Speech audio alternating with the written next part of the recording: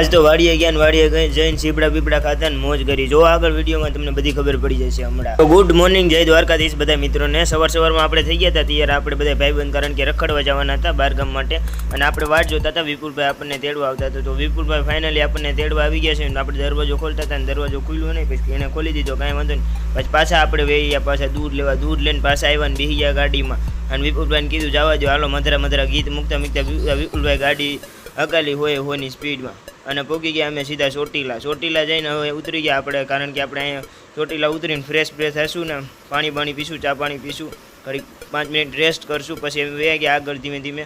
વિપુલભાઈ આગળ હાલ્યા જતા હતા ને આપણે એની પાછળ હાલ્યા જતા હતા. પછી મેહુલ ને કુલદીપ પણ આવી ગયા ને પછી આપણે ચા મંગાવી લીધી ને બધાએ ચા પીધી ને ફાંકી ખાધી ને પછી પાછા મધરા ગીત મૂક્યા ને વિપુલભાઈ ગાડી કરી ગાડી હોય જતી. પછી ગાડી કે મારું કામ નહીં, હવે ગાડી તરસી થઈ ગઈ, તે લઈ ગયા પેટ્રોલ પંપ વાળાને કહી દીધું ભાઈ નાખી દે 5 લાખનું પેટ્રોલ. પછી કે કાંઈ